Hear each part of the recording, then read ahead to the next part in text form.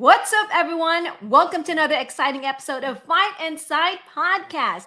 I'm your co-host for today, Raine Cruz, aka Ringside Raine, and with me, as always, Timmy B. Today, we will talk to one of my friends from Up Next Fighting, discuss Ronda Rousey, Logan Paul, and many more. So, what are we waiting for? Tim, hit it!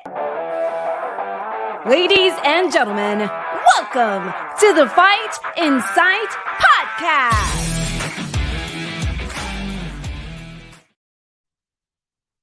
That was the best intro I've ever had, Ringside Raine. Thank you so much. Guys, today our podcast is going to go a little bit differently. We had a guest all lined up. They unfortunately had something happen. My good friend Ringside Raine, who we just met 2 weeks ago, is now my co-host. And she recommended someone. She says, hey, if you need someone, go check out this guy. He is awesome. He is a amateur fighter born in Brooklyn, New York City. Grew up in Piscataway, New Jersey. College of University of Miami. Training MMA for 4 years. He's full-time doing it as of last year. His home gym is Legacy, Los Angeles. He's fought 3 times so far. His fighting style is freestyle and kung fu. We are very lucky to have him on the podcast. Short notice. This is going to be a great one. Ringside Raine, please welcome to the podcast. Khaleel Pearson, aka Luscious Gordo! Yes, sir. Yes, sir. Welcome. How you guys doing? Khaleel, how are you, my friend? Feeling great. Feeling great. Good, man. Thanks so much for joining the podcast. Like I said, last minute, so I appreciate you coming on so much. I did try to promo you already on our Instagram. This comes out Thursday, so people will have some time to get to know you. But who is Mr. Khaleel Pearson? Oh, I feel like I'm a pretty interesting guy. You know, I love fighting. I love dogs. I love good time. I love entertainment. And I love what I've been able to do this past year. It's been an awesome time.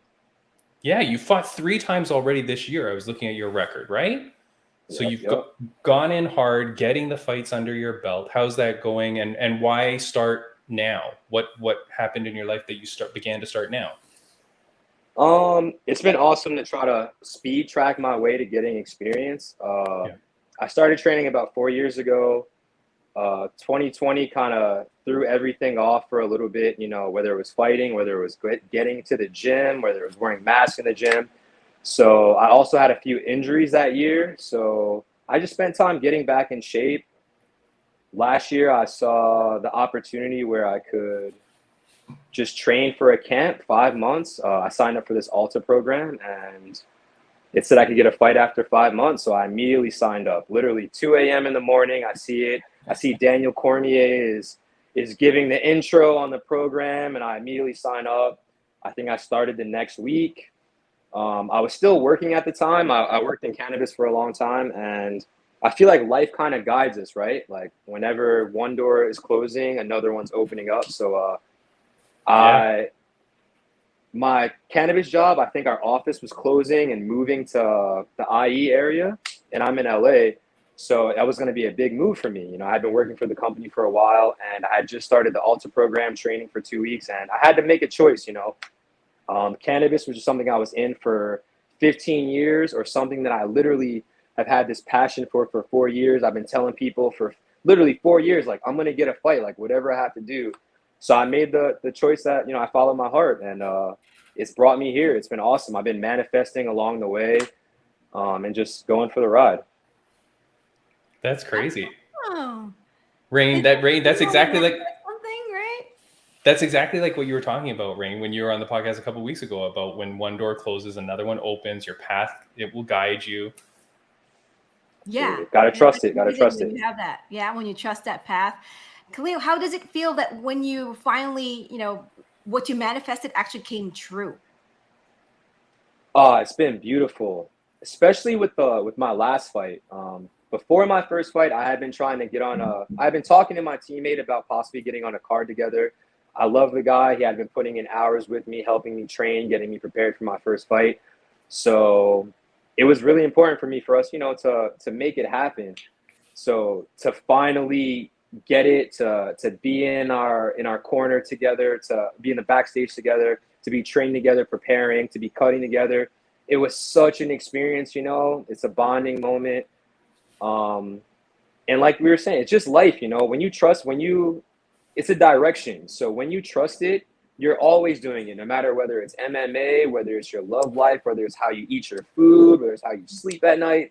It's just, you're just following how you're being guided. So, you know, it's been awesome. Yeah, it's good, man. So when is your next fight coming up? I think you were saying possibly end of year. Yes. So I had a fight in May. That was a little quick for me because I was coming back from a hand injury. I had got knocked out, unfortunately. I went up in size. I was weighing around 165 pounds, and I agreed to let my opponent come in at 175 pounds. So him coming into the cage, probably 190 pounds, kind of caught me off guard. So when I got clips, you know, it really caught me off guard. So I was, you know, a little bit of ego. You know, I was eager to get back in the cage, but I feel like in my camp, I wasn't doing the right things necessary to keep myself safe coming off of that KO. So I was only cleared for about maybe 6 days going into the fight in July. But like I said, it was really important for me to get on the card with my teammate. I feel like that was more important. Like whatever happened, win or lose. I also had a very good matchup for me. So, you know, I was really excited about that. And it didn't go my way, you know. So I feel like it's important for me now to heal, to get better, to rest, have some more time to, you know, work on technique and, you know, make sure my chin's good, you know. I'm pretty, you know, I can't be out there getting hurt. You know, I don't bleed, I don't get black eyes, but I get clipped. I don't know what's going on. So, you know, I got to figure some things out. It's funny because, I mean, the thing about it is you're in your amateur career right now. So there's time, you know, like you don't want to lose and stuff like that, but you've got time. You've got time to grow and get those experiences, right? And figure out everything so that as you progress to the professional career that you're destined for, it all lines up, right? You can go, okay, I've learned about this, I've learned from that. Yeah. I mean, we'll talk later about Ronda Rousey. I mean, to me, it's like once she lost, she couldn't figure out how to get back on track. You know what I mean? Like that's a big thing. And you see that happen, right? Like you see people with a loss and then they're never the same. They just can't figure it out. I was thinking about that earlier today where it's been awesome. I feel like it's going to be better for me long term to have these losses now than later on in life because like you said, I'm going through it. You get to see how I jump back, how I react, see how I handle losses and adversity. And I love it. I love that shit. That's literally my bread and butter, you know, since I was a kid. So rather now than later, experience is key. I love fighting, you know, good fighters. You know, I've been fighting people that have more experience than me every fight.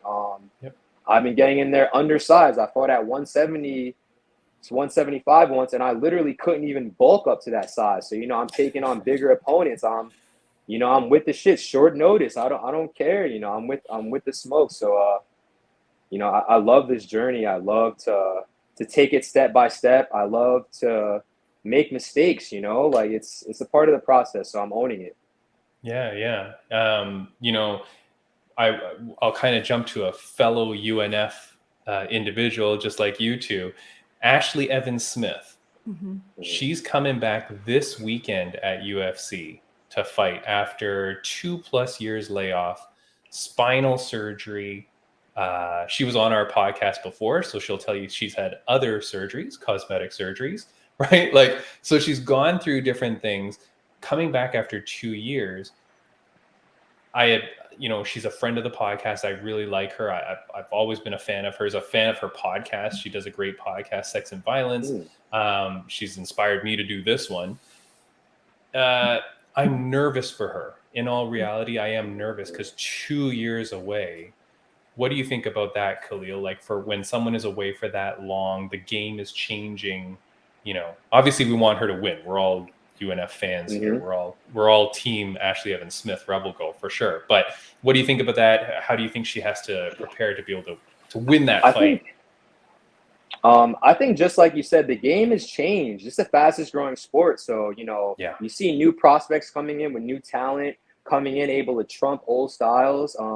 But I do think that time off is key. You just get better with time. You get to relax. You get to heal from your surgeries or injuries. You get to get comfortable again with your body. And everyone's clock is different, you know. I've had injuries where I was able to bounce back after a month or so. And I've had injuries where I literally was lost for a year, 2 years, you know, where I couldn't figure it out until that moment. So, I mean, if she's ready to get back in, you know, I wish her good luck. I think she'll perform well. I've seen her fight. She has a great attitude. She studies the game. Yeah. Even though she was cheering for my last opponent when I was in the What? cage, you know, I still wish her the best of luck. You know, I did not know about that, Khaleel. I'm honestly, all jokes. I love it. I don't mind. You know, we're all. It's a small world. You know, so and it's politics. It's a small industry. You know, we're all at UNF, so I don't mind. I personally don't need anyone to root for me or be in my corner. I just love how passionate they are about the sport and what they do. So as long as she's doing that and she's fighting, competing, my hat off to her. Seriously, I wish her the best of luck. Yeah, definitely. Before we move on to some other topics, Khaleel, just one more thing about you, my friend. When I was looking at your Instagram and stuff, I saw you had some pretty cool tattoos. I did want to ask. I did want to ask though. You had the musical notes with the stars. Oh, hold on. He may have. Yes. Sorry about that. No, sorry about that. I got excited. For those on on audio only, he just threw his phone across the floor. So literally, I saw so excited. I was about to rip my shirt up. Yeah, musical notes with the little stars on it. What's that? So I've been a piano player since I was 5 years old. Wow. I started playing professionally jazz piano when I was 11. I used to play in different bands. I toured around for a while. So when I was younger, my parents always wanted me to do music, but I was always the athlete. I was the hooper. I was the swimmer, the lifeguard.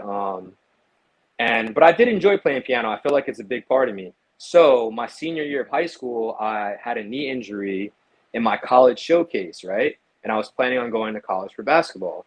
So when that happened, I didn't want to spend an extra year in high school. I was paying private school 30 grand a year. It was all this madness. So it was like music was right there for me. Like I was saying earlier, life has its way of closing one door and opening another. So I easily got into every college I applied to. I got a scholarship down to University of Miami. So at that time, I didn't have any tattoos, but I always knew music was a big part of me. I knew I didn't want to play forever. That's why I went for music business as well. But I knew that there was something special about when I played that connected me to it. And I always felt like it was coming out of me, like literally coming, like pouring out of me, this style. I was so different, just like even in MMA. I'm awkward. I'm unorthodox, you know, and I feel like the same thing in music. And I don't know why the star thing became very popular, but I don't know. I just thought it was interesting, something different. You know, everybody gets the music notes. Everyone gets the music notes with the star. And I also got it reversed. So normally the clef is supposed to be going this way, but I got it like it's coming out of me, like literally someone inside of me is doing it. So I don't know. I went to University of Miami for jazz piano and music business, and that's when I got it. It was a time where I was locked in. I was working for a music label at the time. I thought that's what I wanted to do, even though I wasn't completely happy. But like I said, it's just been coming out of me, you know, like we're not in control. We think we're in control, but we're really not in control. So, you know, I just go with the flow, seriously. And this is one of those things. Raine, for a guy that did not prep at all for this interview. I know, right? And for a guest that came in last minute, this has been pretty awesome already. Like I trained this morning too, guys. I trained for 3 hours this morning, and I also didn't get much sleep for like the first time. So yeah, man, this is me. You know, I'll try to be my authentic self. Yeah. No, I'm so happy that we've met you. Raine, before we get on with some of the stuff that happened at UFC290 and some other stuff, is there anything else that you wanted to ask Khaleel? So I have two questions for you. One, so you're born and raised in Brooklyn, right? And then you moved to New Jersey, and then now you call California home. How often do you go back home? So when I first moved out here about 5 years ago, I would go back pretty often, whether it be for work, visit friends, you know, every few months. I was very freelance where I was able to do that. Then it kind of slowed down where it would be like once a year where I'd go. And then last May, I went home for my nephew's birthday, you know, got to see the nieces and nephews get big. And I actually just went back before my last fight Mhm. to see family, and I wanted to also check out some other gyms. Um, I wanted to kind of prep myself to get in that mindset of, just like when you're walking into the cage, when you have people cheering against you, going out for your head, where you can just walk in, stay calm, keep your composure, and perform. Um, so once a year, I'd say, I love my parents. I love the East Coast, but I'm a warm weather guy. I went to Okay. school in Miami, so after that, it was like, how can I go back to the cold? You're talking to a guy that's in Toronto, Canada, Khaleel. I hate it here. It's the worst. Oh my God. Yeah. But I mean, you got the women out there, so. I'm a married man, Khaleel, happily married man. So I got the best woman. I There got you the go. best woman. See, So there you go, right there. just, Save them for me, right? It's When just I come. leftovers now for everybody else. That's it. There's nothing good. I got the best. That's it. That's beautiful. Yeah. Better for me. Yeah. Yeah. Just don't come in the winter. And Rain, you had one more thing you want to ask? Oh yeah. So when you talked about, sometimes like prepping for fights, you're walking down that, ramp to get to the cage. And when you hear, the crowd, like if somehow they're against you, and now that you mentioned you have your music background, do you sometimes like think of like music, and kind of start composing music in your head to kind of help you calm down? All the time. I tell my guys, especially before my last fight, that I need them to tell me a song before I even walk into the cage. You Mm. see me walking out, I always find my rhythm. I think that's extremely important. But when I'm in there, especially when we're used to training with music and having rhythm, so you're always able to catch a beat or a song, you have to have a song in there. You have to have some type of rhythm, be dancing. I'm always screaming dance. And then on top of that, as a musician, as a piano player, I play in the background a lot. So I'm always accompanying other instruments. So you have to have an ear. You always have to listen. It's always engaging. So I feel like I literally hear everything as soon as I like walk into the arena. I hear the guy in the back. I hear the announcer talking. I hear everything. So I'm locked in, and flowing at the same time where it feels comfortable. I love that you said that you're flowing.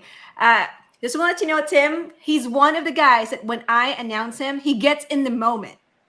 And like I see him like doing this when I'm announcing his name. So that helps me too to kind of feel his vibe. And I'm like, oh God, like he likes the way I announce his name. And so We're locked in. yeah, I like that We're locked moment in. with like, the person I'm announcing. Cause to me, it's like I really like to push them over.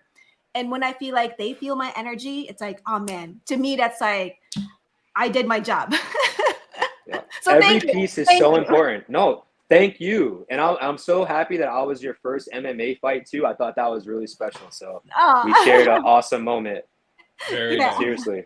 No, it's very nice. And it is cool because like with Khaleel being the performer at heart and through music, and then Rain with you with your professional wrestling background, having that performance as well, right? Like that's where you guys have that kind of commonality as well, right? It's the performance. It's the energy that you guys I didn't even know. I'm not a I wrestler, didn't even but I know. announce in wrestling. But Okay, I was like, yo, Dini's he's like, everything. No. You But give I her did a see second. that. I did see that. No, she will RKO you through the mat. You piss her off. It's over. we can't see me. I believe So. it. I believe it. I believe it. All right. So speaking of drama in the cage, let's talk about, and I'm glad that you're here, Khaleel, because I wasn't going to talk about this with our planned guest. Our planned guest, who will be so next week our guest is going to come. Next week our guest is going to be legendary MMA announcer TJ DeSantis. He's the guy that announced for Invicta for years and years and years. Solid voice, man.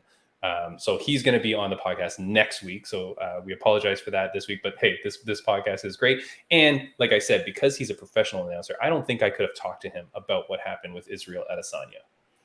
I feel like I don't know how media is going to take to it and what happened. Everybody on the planet probably they gotta play the high road, They gotta play like kind of high road. Or I don't know, man, because there's been some announcers and stuff like that have taken some low roads, like when John Anik goes off on Colby Covington stuff. I've taken some issue with stuff like that. Like some commentators, I feel like you should stay in your commentating role. I don't know that you should bring personal stuff into it. Just recently, Bruce Buffer went off on Sean Strickland. I don't know if you saw that this weekend. He started talking crap on Sean Strickland, which I thought was weird. No. I love Sean He's Strickland too. Wow. me too, man. I love Sean. We've had some beefs online with Sean Strickland and me because I'm friends with Commander Dale Brown, from Dust. Do you know that guy? The guy that does the security stuff? Yeah, so I'm friends with him. He's been on the podcast a few times, but him and Sean have had some fights. Like Sean keeps challenging him to a fight to the death in the middle of a desert. So I got to back up my friend Commander Dale, man. Anyways, okay. Oh man. If you did not watch UFC 290, if you don't know the history behind DDP, Dricus du Plessis, and Stylebender Israel Adesanya, there's drama there that obviously we all know, but I'm going to play a very brief clip of what happened at the end of DDP's fight. Izzy comes in, and this is kind of just the beginning-ish of it. And absolutely, this man... That's what it is. It's an easy fight. It's easy money. I manifested this. I said I was going to have this moment, and I know I'm going to have this moment. Look at me. Hey, stare off. Just saying. Look at me. Come here. The crowd started booing. I think they were booing Israel Adesanya. Izzy then goes off on several expletives. Like he starts saying a bunch of stuff. They go to Dana White and they say, "What do you think about that?" And Dana's like, "What do you think about what? What's racial?" Like Dana played almost like he didn't even understand what the hell was going on. Khaleel, I'll go to you first. What did you think about the whole Israel going into the cage thing and what he was saying and the energy and aggression that he brought in? Well, first, since the WWE took over, I mean, the face-off thing has been big, and I do think it draws energy because as a kid, I was a big fan of wrestling. So, I think it kind of gives the people what they want a little bit.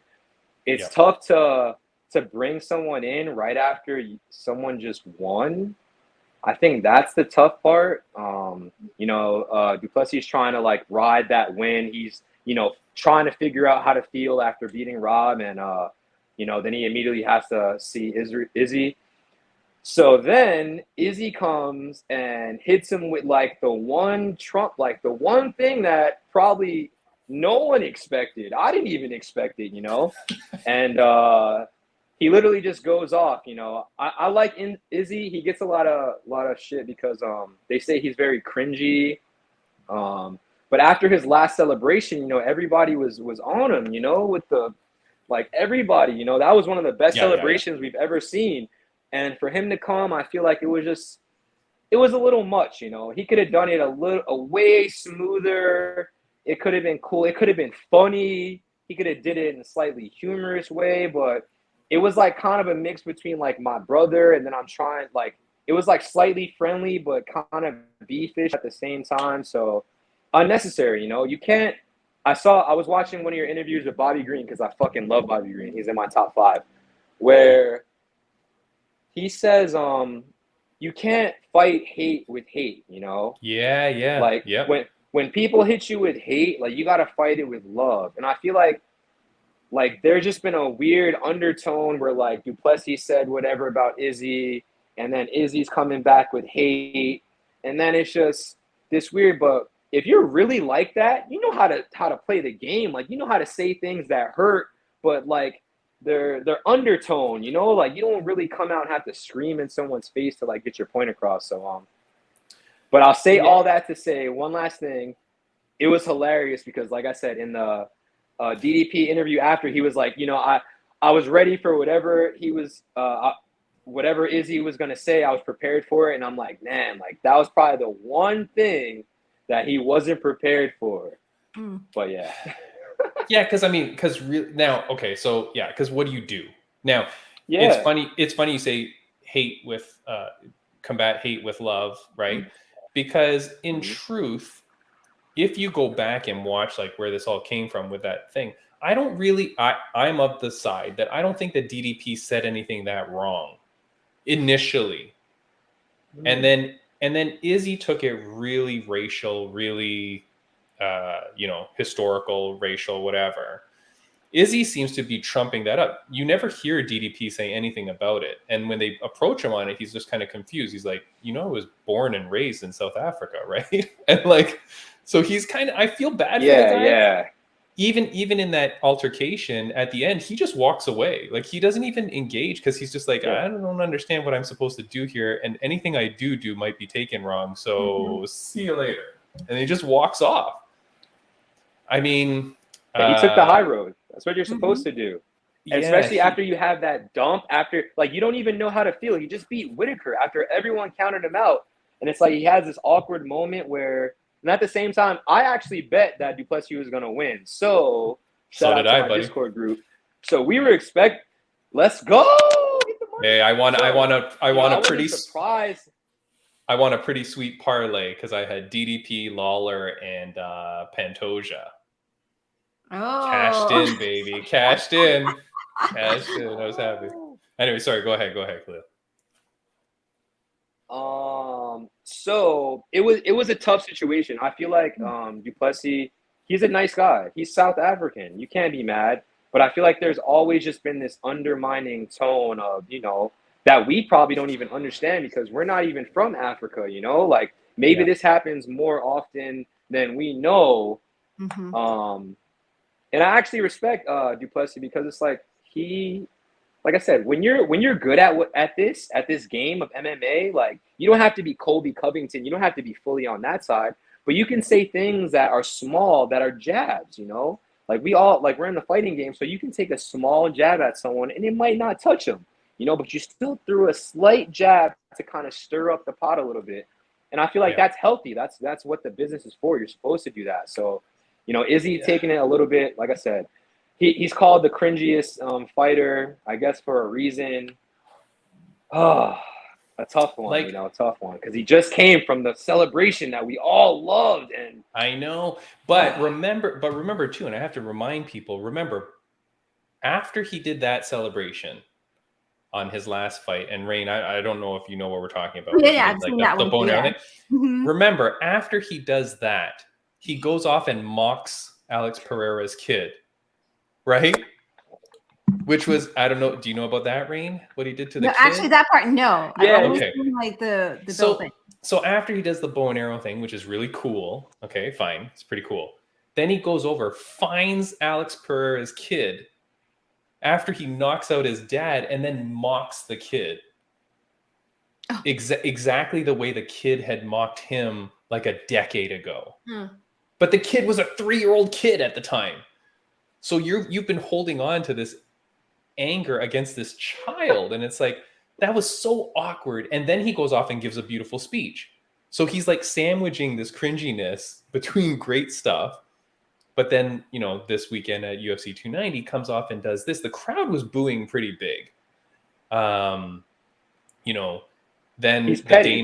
He's a petty guy. You can tell. You can see it. Yeah, and it's tough, So, the question is, and it's funny because you were saying about WWE and the merger there, and so now we're seeing more face-offs. Raine, do you think, like, with UFC being owned by now a greater conglomerate, isn't there like a risk that this organization is going to say, "Yo, you got to shut this crap down. You can't be having these people do this. These are professional athletes. This isn't the WWE," which we wouldn't allow it there either. Yeah, and that's the thing. When I saw what happened this past Saturday, I got that vibe of like, are they trying to like promote like the next match? Like, it was like a WWE vibe to me. Although, obviously they're not going to use that type of language, right? Yeah. But to me, I felt like, okay, are we trying to sell this, too much? But on the other hand, this is not like a scripted, storyline too. It's not like, there was a script writer who wrote this and gave him the script and like, hey, after this match, do your thing. I mean, it would have been a pretty easy script. They just give him one word. just need you to repeat this like 100 times. That is. But you know what I'm saying? I think I've told my friend this before that I feel like with WWE and UFC, kind of working together now. The thing that I did not want to lose on the UFC side is like the authenticness of like authenticity of like the matches, the fights, because we already know WWE is scripted. I don't want that, in the MMA scene. And this is why I fell in love with MMA, because like to me it's like I don't know what's gonna happen. Everything is like up in the air. And towards the end I see like the respect between the fighters, and I really, really love that. So seeing what happened this past Saturday, it was kind of like a turnoff for me. Does it make it a fight that people would want to see? Yeah, because now we're like, okay, I want to know who's gonna win between these two, right? But for the most part, I don't want to lose that authentic side of MMA. And if we promote it too much, I don't want it to be like kind of WWE style we're in. It's like we're just trying to oversell this match. Yeah, but let's assume that was not scripted at all. That's just him going off. Khaleel, as an up-and-coming professional, don't you think that like that's not probably the best way to promote your fight, to go that hard in a world like we are today, so divided and stuff like that? Like, what is that going to do? Like, I could see potentially like people in the crowd start turning on one another, because if one guy starts to cheer one aspect of that and another guy is diametrically opposed to that, like you can be causing a lot of division amongst people. This isn't just a fight between you two. You're creating like political strife. You know what I mean? Then also the market. Strife. I don't mean to interrupt, but we see that Dana is very big on attacking markets now. We see that's what he's been talking about with, we had 3 Mexican champs. He kept talking about how he was trying to come at that market. So maybe this is another one of these weird schemes to stir up. Nothing sells and gets more clickbait than stuff that people don't agree with and stuff that cause controversy. And that's just been proven. So you have controversy from 2 people from a country. You have all these new South African fighters. You have Izzy, where he's from, and it might be them trying to target another market. Everything's about money, and everything's about business. So the WWE. Sorry. Go ahead. No, it's okay. I was like, are you talking? No, my phone went off. I apologize. It's okay. I just think everything is a business. So as cringy and as terrible as that was, I think that I see the idea that they had. It just wasn't executed well at all. It was just. But you guys are both acting. But you guys are both acting like you think like this was somewhat not staged, but encouraged. I feel like he just went off on his own. I feel like it's kind of staged. I mean, him. Yeah, Dana even said after. What's that? Sorry, go for it. Go ahead, Khaleel. I'm sorry, my service. No, I think he's on a slight delay. That's why. Oh, yeah, we got you, Khaleel. Go ahead. I can hear you. Damn, I forgot my point. saying whether or not saying that we don't think it's staged. It's not staged, right? This is. Dana even said after that, when they talked about it, that Izzy said that he wasn't going to do anything crazy, and I guess in his head that means like physical, because we have seen that in the past where. People start putting hands on each other, Connor's attacking the bus, whatever it is. But you can just tell this is what they're trying to do. They're trying to boost this. Like even the Volk and Temporia, like just like how they're trying to create that energy. And I feel like Volk handled that so well after the fight. He was so chill, good energy right after a win. It's like why you don't even need to engage in the negative energy. You just won. Like you take the higher road and leave. So. It's just I'm just against like the whole racial undertone thing because I feel like that's just not good for our world. And I'd encourage people to look into it. Like you said, Khaleel, I have no understanding of the whole South Africa thing and what this all means. Like obviously there's colonization aspects and things like that. I don't understand. I don't know the history of it. I tried to kind of look it up. I couldn't really figure it out. But all I know is that DDP was born and raised there. So I mean, he's born and raised there. Raine, we talked when you came on the podcast a couple of weeks ago. You're born and raised in the Philippines. That would be like you here now winning the title, and then saying, "I'm going to take it back to the Philippines," and then someone saying, "Well, you're not Filipino." Yeah. Like, well, wait a second. I kind of am, right? And then why would you? Who cares? You know what I mean? Like, That's the problem. Like, who cares what country you want to affiliate yourself with or whatever? I mean, he's not affiliating it for a negative purpose. And But then, brother, sorry. No, yeah, go ahead. Go ahead. I'm telling you, the biggest thing now is controversy sells. We've seen all these bad decisions happening where people don't agree. You have everyone on the internet going crazy. They're blatant. You know, some of these things have been pretty blatant. So, you know, you just add one more thing in the pot to stir things up, controversy, to get the internet going crazy, to get the comment sections going crazy. And but this is just not. But this is just not the thing that you want to do. Like, I just feel like this is not the thing you want to do. Remember, and this is what one of the big arguments I was having with someone online this morning about it, because I was saying like, I don't think that's the greatest, and they're like, screw this, and I'm trying to read it as I look at it, but like words, culture, customs, it's all fair game, blah blah blah. This guy's going off on me, right? And I said, okay, but remember, the UFC has banned country flags. You're not allowed to carry your country's flag since May of 2022, May of last year. They banned country flags. Wow, I didn't know that. Yeah, so a lot of people don't realize that. So they banned, you can't carry your country flag anymore. And that was because there were like some conflicts around the globe and blah, blah. And they didn't want people carrying in flags. So if the UFC is willing to take that stance and say, okay, you can't carry your country flag, I feel like it's not a far stretch to go, hey, can you lay off this a little bit? You know? Yeah, you can tell Dana wasn't expecting all of that, especially like you said with his, like the way he was trying to play it off was so terrible after the fight. Yeah, and the guy kept repeating the question too, and it's like, come on, like it's an obvious thing, like just answer it, and he didn't want to do it, you know. Oh, it's a tough one for the sport. It really is. It's tough because you don't like to see it. You want, I mean, again, because you're a professional athlete, Khaleel, right? Like, when you become a professional athlete, there is certain expectations people are going to have upon you.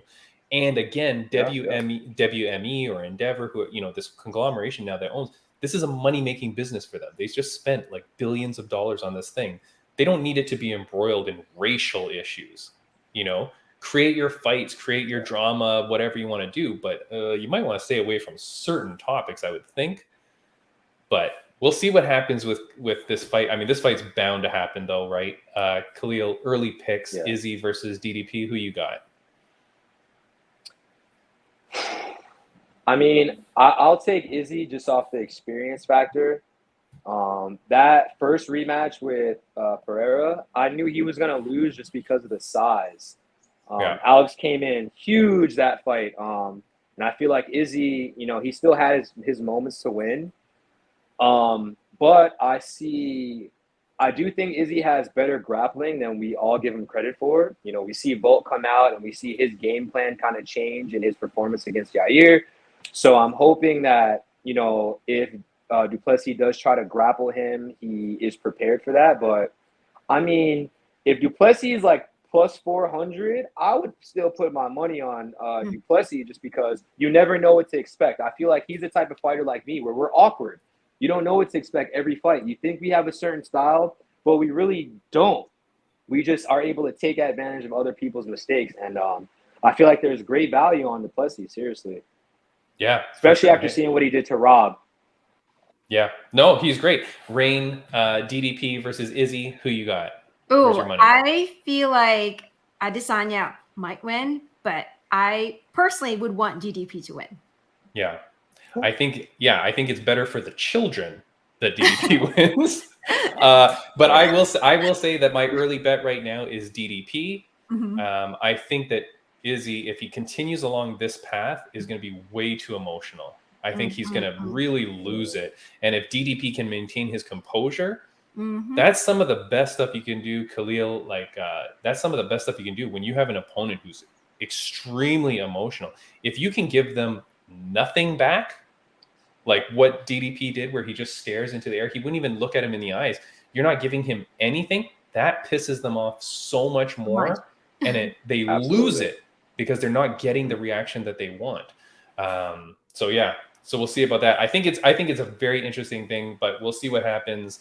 I think if Dana, here's another prediction: if Dana continues to not realize what the hell is going on, I really think his job is in trouble too. Because remember, he's a contracted employee at this point.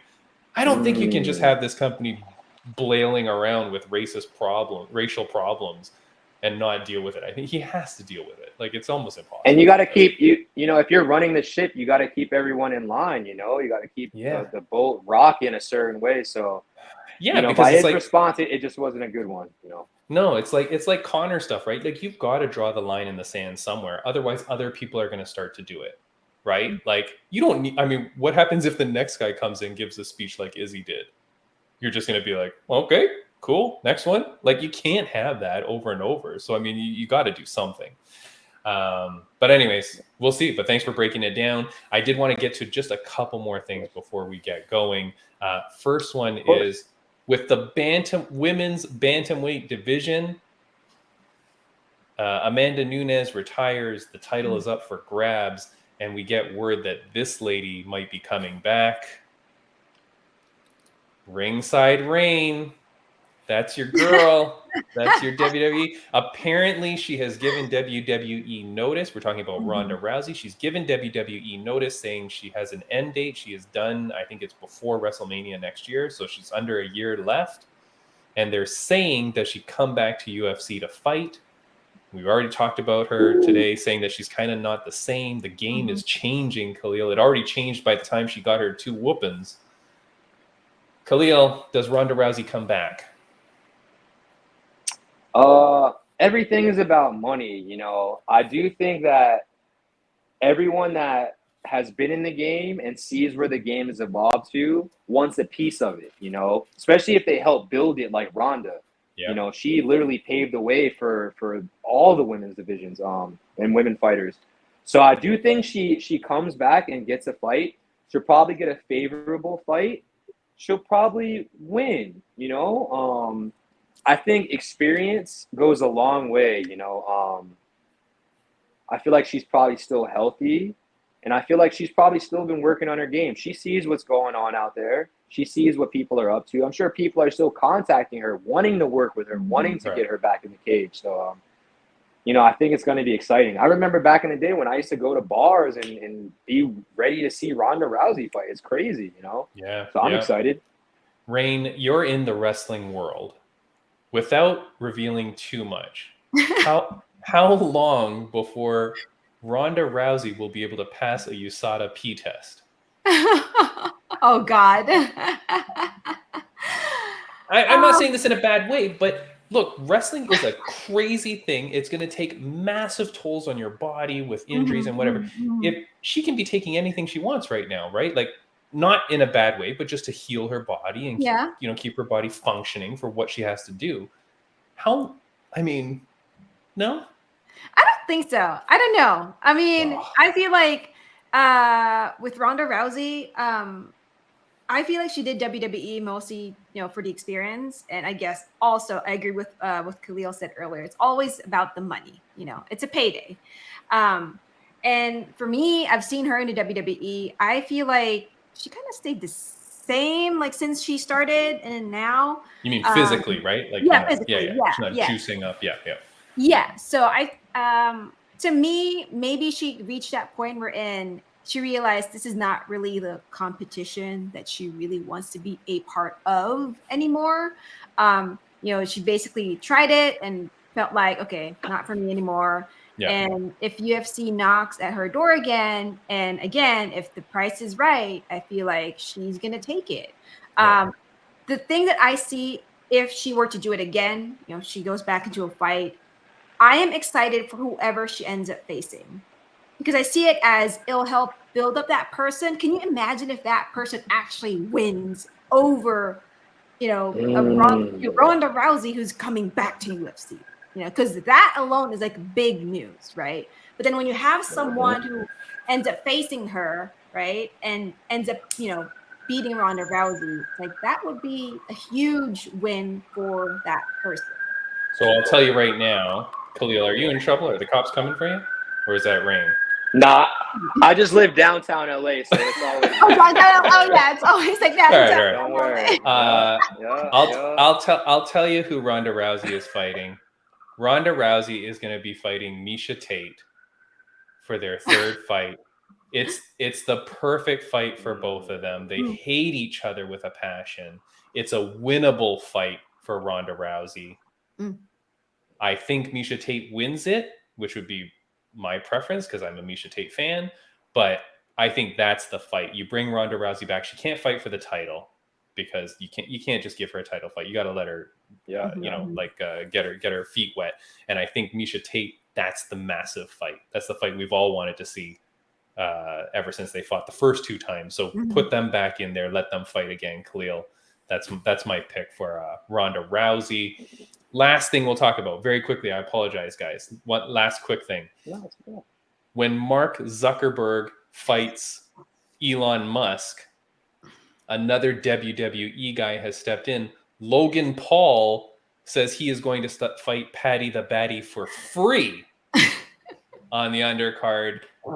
Khaleel, this is a bunch of nonsense. No. I think Jake's actually been trying to get into MMA. I've seen him training with Izzy. No. Logan Paul. Oh, Logan. I'm sorry. Yeah, whatever. Logan Paul. They're He's the been same. training with Izzy. Yeah.